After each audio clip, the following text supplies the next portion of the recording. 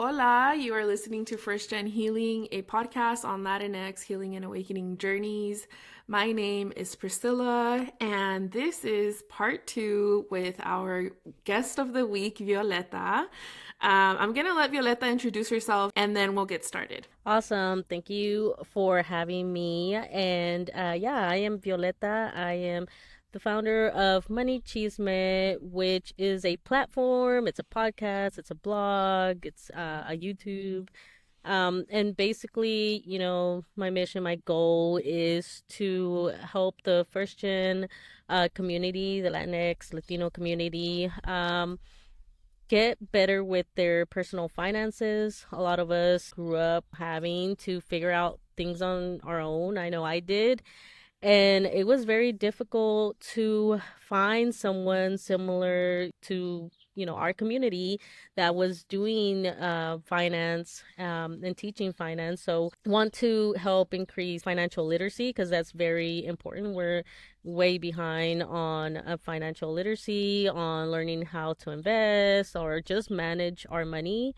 And the second part of that is definitely on how we can make our money work for us to build generational wealth. And one of the main ways that I do it, which is my passion, is real estate investing. So that's my main focus. So if that interests you, yeah, I'm the one. Yeah. Yeah. Oh my gosh. Well, I'm so excited to be doing this with you. Just starting off with your handle, Money Chisme. I love that so much. And I remember when I saw it on my platform, like when I saw your page, I was like, follow, because it's right away. I'm like, yes, I need this. I love it. It tells me exactly what I'm about to like see in your content. Maybe we can just get started. Yeah, I think, a lot of us first gen, the financial part ties into our journey, especially at a young age, because we get put that pressure of the responsibility of our families. That's one thing that I grew up dealing with. Yeah. So that made it to where like in middle school or high school, I was already like planning and feeling that financial pressure to be, financially stable and successful through first education. It was pushed on me a lot, like, hey, make sure you do well in school, you get into college and you get a degree, because in the mindset of my parents, that's, success, and that means you're gonna be good and you're gonna not have to stress about money or anything like that. So it was instilled in me off the bat, like, okay, I gotta be financially good. But as you're getting older, you realize, especially as undocumented and have been for, I think I was like about 20 plus years, you realize that your parents don't really have a retirement plan. And so who does that fall on to? It's going to be, me, or like usually it's always like the eldest in the household. Yeah. And so then you start feeling that financial pressure too, that not only do you have to figure out a plan for yourself to be, take care of your own family if you wish to have it or whatever, and be successful, your career, all that, but also have enough to ensure that your parents are taken care of when they're no longer able to work. Yeah. So many different layers to it, right? And so many aspects. And I think sometimes, for example, on my end, sometimes some of the resistance when it comes to money is like this deep wound of money takes away the people that I love. Like money, because growing up, both of my parents had two jobs and money was a huge topic in our family. There's not enough money, blah, blah, blah. Like anything that we did revolved around money. And so I think like at my age, I'm 30 and I'm not recognizing like, oof, yeah, there is a lot of resistance when it comes to money, and there's no way that I can create generational wealth and that I can get into real estate and all of that stuff if I keep resenting money, right? And so there's been like this kind of healing aspect. And so I think like for many, that's kind of an aspect of that. We have to get past it. Or there's also like your decisions revolve around money. So maybe not only your parents, but now you, as you take on your retirement, your parents' retirement, like all of these things, maybe you're just used to making decisions around money, and that can create a very harsh reality, right? Or like just like a hard way of navigating life if everything you do is based on like, how am I gonna be successful? How am I gonna make it? And it puts a lot of pressure on you. Yes, definitely. You hit it. Basically on the head. I think there's two versions of like some of the financial anxiety that we have. Is one is like that anxiety, which is the one that I went through, was that anxiety. I mean, and I still have that of, that pressure of being, financially stable and all that. And then you have the other side, which I am seeing in our community. You're having that push of trying to stop that grind mindset, because we did see our parents and we still see them, like my own parents. Like I get on them all the time, especially my dad. Like, dad, like, take a break. You don't need to go to work at 7:30 and come home at almost 7. Like you don't need to Mm-hmm. do that. Mm-hmm. um and same with my mom. It's like, you don't need to like work, in this type of job. But they are in that mindset of grind, grind, grind, right? While they're young, and they're, able body. And so then you start that resentment that you were talking about of, you see your parents doing that and you're like, I don't want to do that. Or you get that Mm-hmm. mentality like, oh, money isn't everything. And so, um, you start resenting, that financial aspect of like, whatever, I don't care about money. I just want to be able to pay my bills and that's it. But both paths lead to kind of, it could put you in some trouble. Either you get the Yeah. anxiety and you get stuck in grind mode like I did, which was like slowly turning into what my parents were doing. But you know um I got stuck in hyper focus on like, I got to make sure I'm financially stable. And or you go through the path where you have like avoidance, and you are just like, whatever, I'm just going to work to have money for my bills and, some extra to maybe buy whatever I may want. But then you don't take additional steps and you get still stuck in that, to where you're in that job for like a while, because you Yeah. you haven't made other taken other steps. Yeah. It's like that saying, like, oh, also, by the way, that's Elvis in the back. He's part of the Yeah. part of the Yeah. crew. Yeah, um, sorry, like he's over here. it's okay. I was just gonna say it's kind of like that saying, if you fail to plan to fail, right? Like, and I think that's what that avoidance can lead to. And I'm going to be really vulnerable here. I feel like that's where I've been like, oh my gosh, okay. Cause yeah, my journey's a bit of like grind mode. It was like, I have to be successful. Then I went through healing and awakening, and then I literally shifted to the other side, like you said, to avoidance. I don't care about money, right? But like you said, it can also both lead you to like dangerous places, or places like what you're trying to avoid, you end up in there too. So maybe you can tell us how you started to come into financial literacy. Like, how had has that path looked like for you? Was it through books? Was it through mentorship? Or what did that look like for you?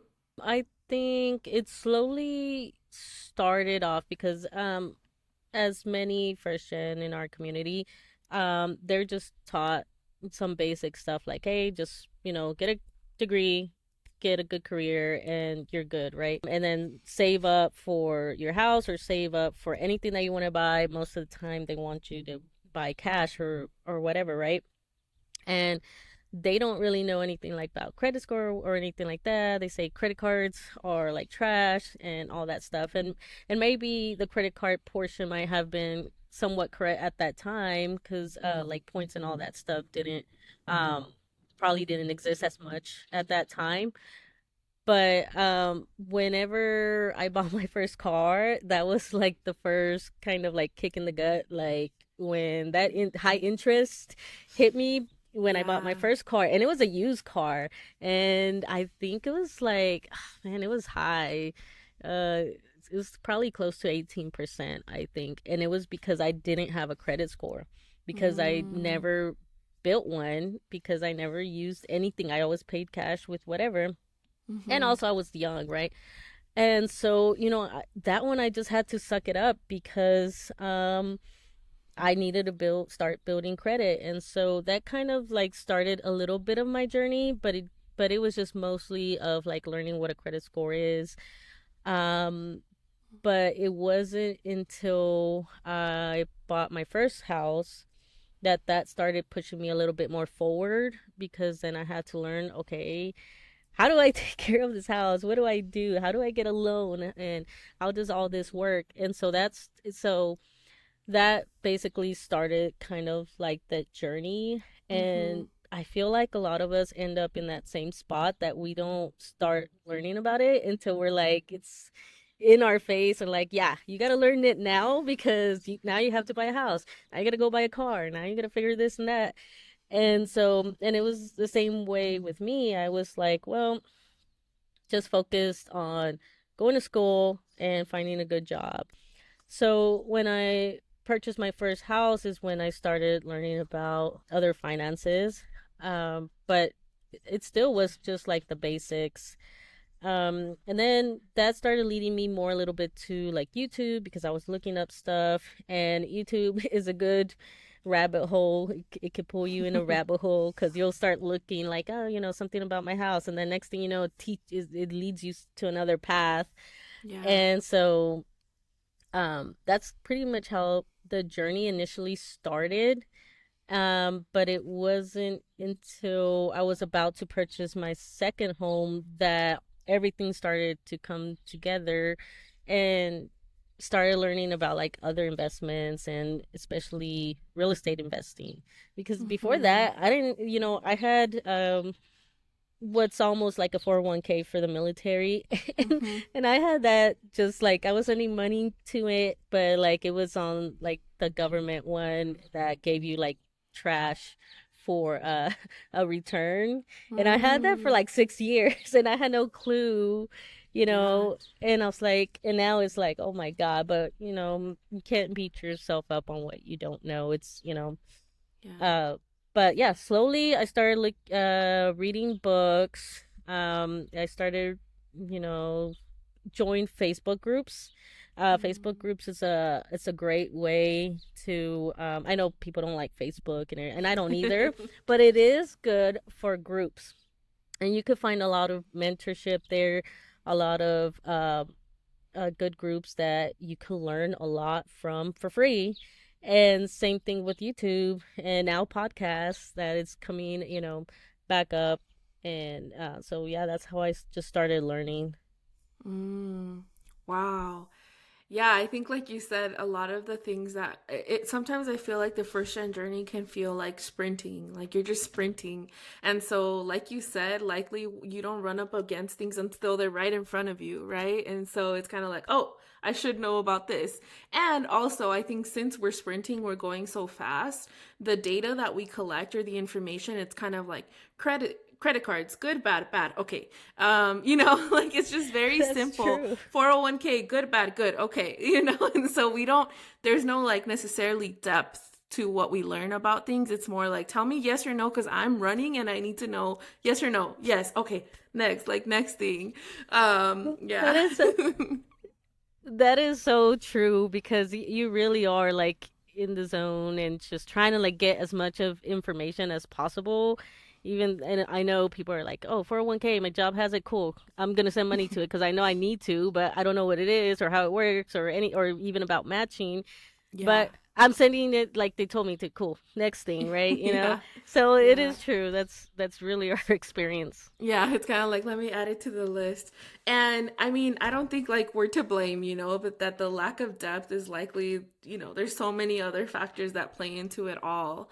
But what like direction was it most helpful for you to look to? Because I think like you said, there's so many probably rabbit holes that you can go down, and I think sometimes that's part of what's intimidating about it. It's kind of like, well, what do I pay attention to? Like what's most important?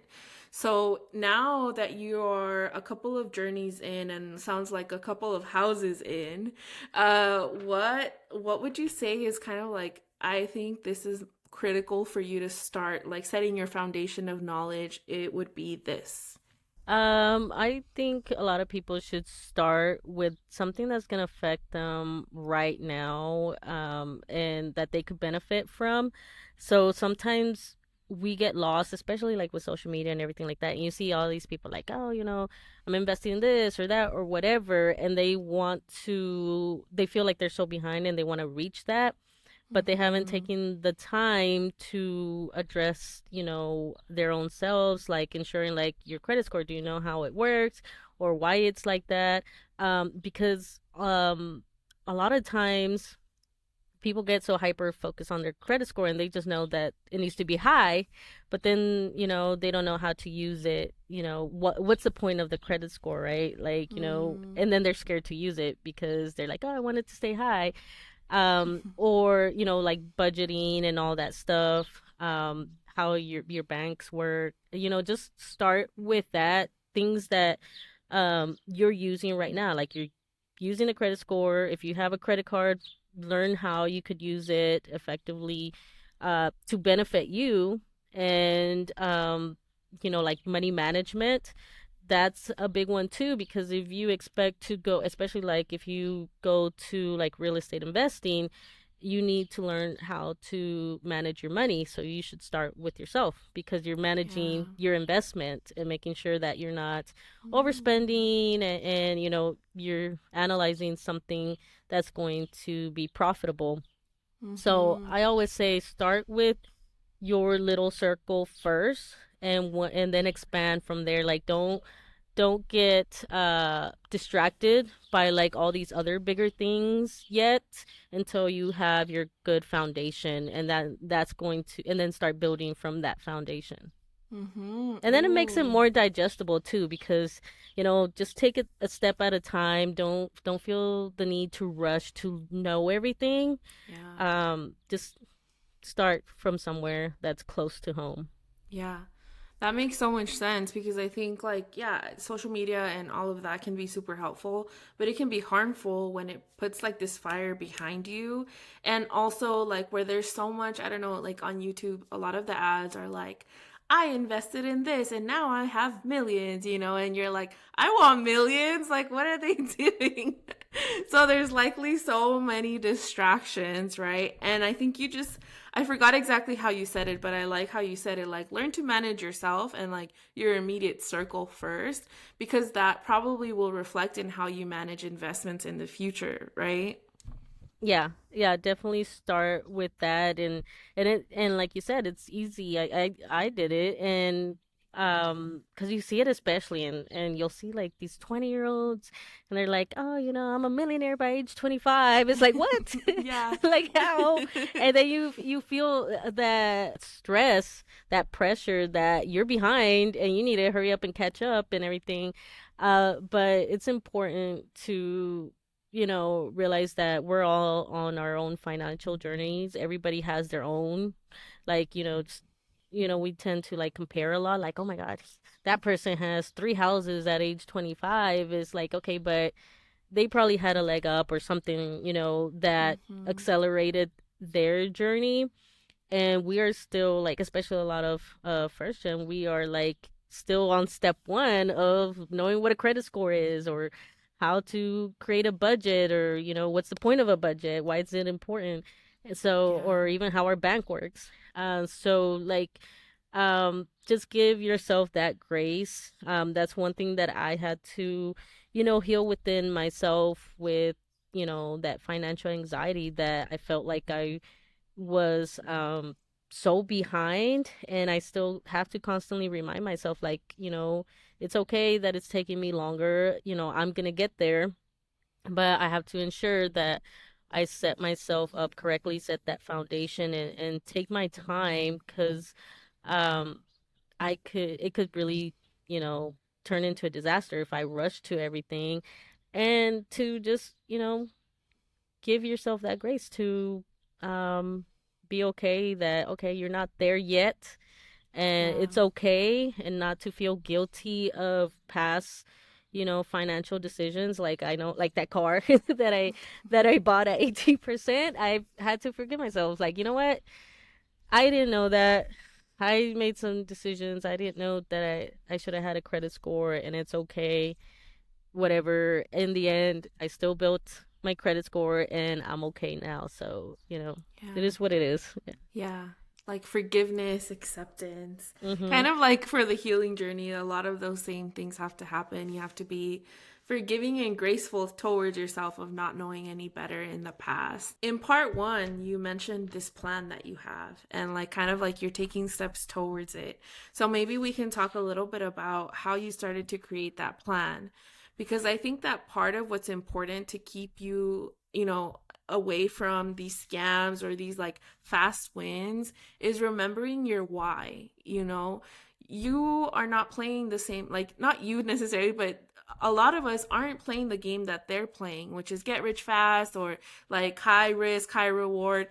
That can't be the reality for a lot of us. Like we have to be smarter, we have to go slower, or we have to do it differently maybe. And so I think it can be important to like when you hear that stuff, like take a step back, take a deep breath and remember, is that the game that I'm playing? Like is that the goal in life that I have? And if it's not, then don't allow it to interfere with what you're doing. Yeah. So to me, I've always been kind of like a planner. And so I decided, like, what is it that I want in the end? And I worked my way back Okay. and made it into like steps for myself. So my goal is to, like, buy some land, build my house, and then some type of smaller house for my parents to live in, so I could be close to them, and if I have kids, they could grow up with them and or whatever. So that is my ultimate dream, is to have my own land, my house. I could have some chickens, as you can hear my rooster. But I want to be closer to my family. So um, that is the dream that I have for myself. And so once I figured that out, I was like, okay, what do I need to make that a reality? And then just worked myself back to where I am now, Mm. and figure out like what steps do I need to take to get me closer to that goal. And through, for example, with real estate investing, is, I've been, investing slowly, and the other goal was to kind of replace some of my income that I'm receiving right now through, like the military, because it's going to be a big drop when, I leave. So that's another thing as well. So I made my 5-year plan, which now I'm on year 3, that I purchase one property per year for the next 5 years. And then after the 5th year, I'm going to accelerate, because I would have already gained an experience, to go a little bit bigger, Okay. and hopefully, put me in that path of what I'm trying to do. And it's actually, panning out a little bit faster, because Wow. this year I'm looking for the land, and then next year I'll probably start building. So Wow. yeah. How exciting. Yeah. Yeah, and how does your support system look like as you're actually like stepping into this plan? Because I assume you run into things that maybe you didn't expect. Obviously we create this plan, everything sounds great, and then some stuff pops up. So I'm just wondering like how your support system looks like in order to help you and help you navigate this 5-year plan. So I have basically a support system of like mentors and stuff, and they know just like the basics of my goal, right?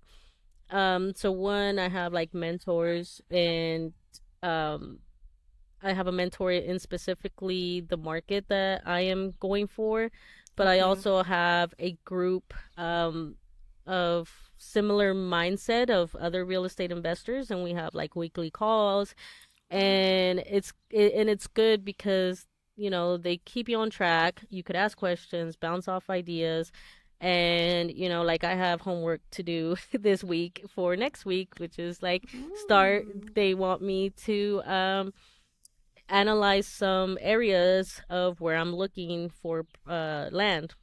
So that's my homework for this week. And so that keeps me accountable, Mm. and ensuring that I'm staying on track, that I don't like start being like, okay, you know what? I still have time, and just being kind of like pushing it further and further, like procrastinating. Mm-hmm. So that's one of the support systems. My husband, great. He's like, whatever, you know that part. He's Mm. like, you're the real estate investor. I'm down to do whatever. And, I bounce ideas. We had the conversation yesterday. It's like, okay, this is my plan. What do you think? And he's like, yeah, sure. He's like, and puts his input. So he's very supportive, and then my parents as well are like, they're excited because they're like, yeah, y'all gonna live with me. And I was scared that they wouldn't want to like leave Dallas. Yeah. So, but I convinced them because I was like, we're gonna have chickens and stuff. So, so now they're convinced. Oh. But yeah, just having that support system, the mentors, to help you along the way. Mm-hmm. Does that support system help you, or do you deal with imposter syndrome at all? Yes. So, Okay. with my mentors, well, my group, we talk about that of like I don't know, I'm kind of nervous of, taking this leap of doing this. I don't know if I'm ready, and this and that. And so Yeah. they end up just being like, all right, well, you don't have to do it right now. Like, just do the analysis, like do the research, and this is one way that you could possibly do it. And they just teach me a lot. And I think I spoke on it in the first half in part one of how mentorship can help you with that, of being that soundboard, of dealing with that imposter syndrome, and helping you overcome it because you have someone guiding you that's been there and done that, and also can help with the emotional aspect because sometimes we can act on emotion, Mm-hmm. and having that person to be like, no, no, no, no, you're jumping ahead because you're getting excited that you're getting close to your goal or whatever, but in reality this might not be a good decision or a good investment, so I'd suggest, like, take a step back. Yeah. Yeah. Okay. Ooh, man, I feel like we could talk about a lot of stuff, but I also want to be mindful, of everyone's time. So I think the best thing to do is like to direct everyone if they want to keep hearing your knowledge and what you have to offer to your podcast. Maybe you can tell us a little bit more about like what they can expect to hear on about in your podcast, maybe your blog, because again, I find all of this information so helpful, and I'm sure a lot of people also do.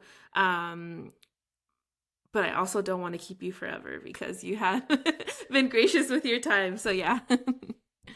Yeah, so I do have the Money Chisme podcast, and that one talks about investing, but it's also talking about entrepreneurship and other personal finance, especially like financial literacy, and just like, stories or chismes, Mm-hmm. on just like finances or money management, or things like that.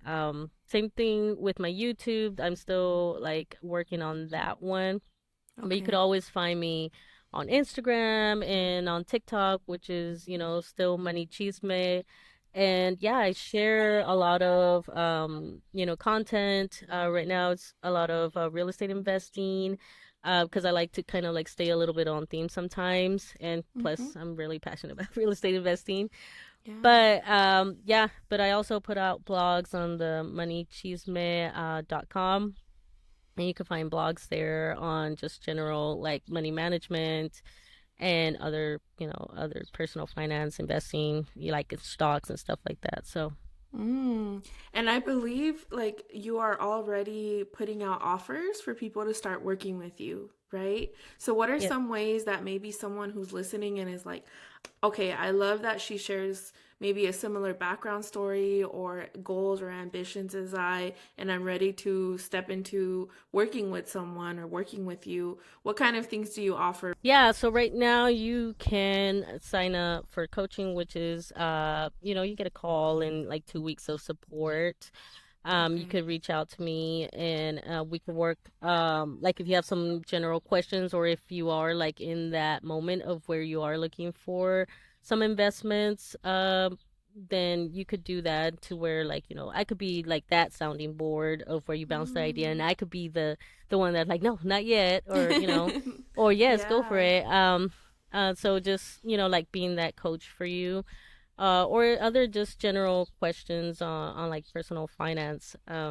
Right now, I'm working on a real estate investing for beginners course Ooh. that will be probably at the end of June ish. Okay. So definitely, if that's interesting to you, then I'll be on the lookout for that on my Instagram and my email marketing if you want to sign up for that.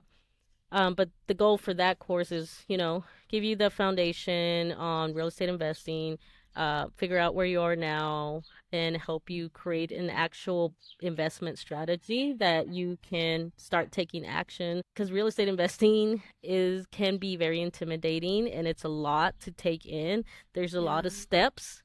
So the goal of that course is to break up those steps so you're not overwhelmed and you've done some of the legwork with guidance and be able to like have something like a plan like mine's was the 5-year plan, buying every year, so forth.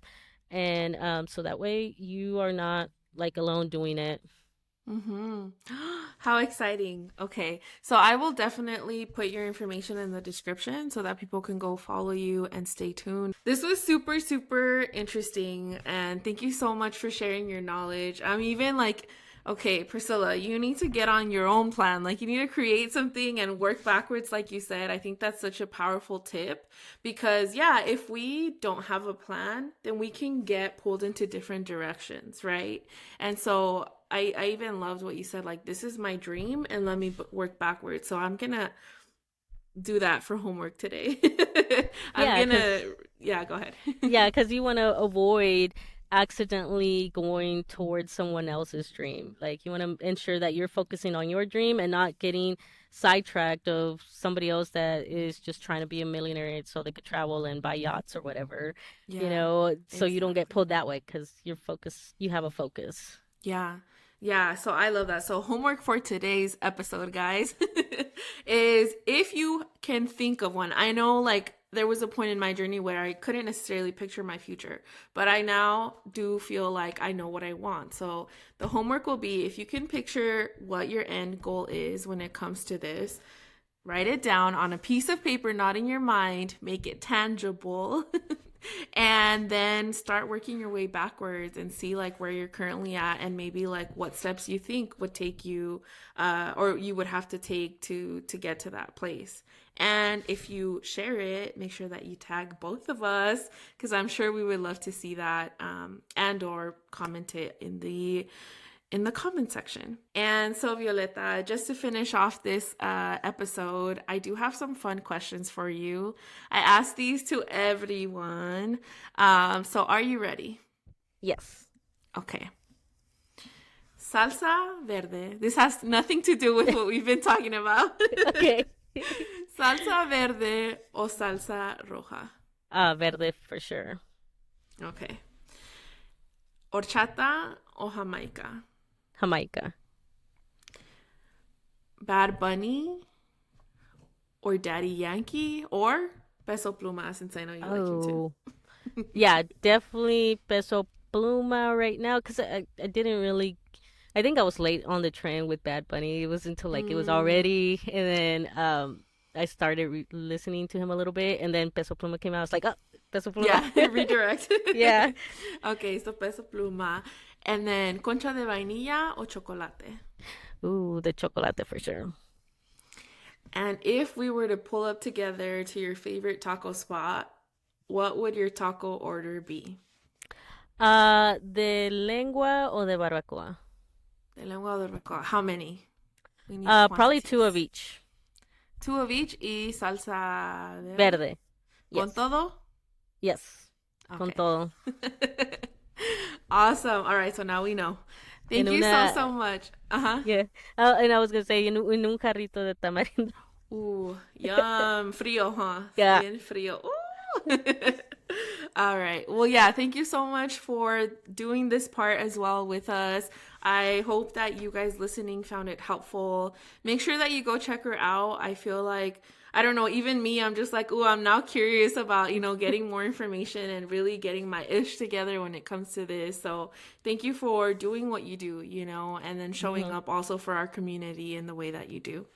Thank you. Thanks, guys. So, if you enjoyed this episode, please make sure that you share it with your amigas, amigos, amigues.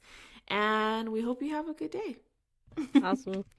Bye. Bye.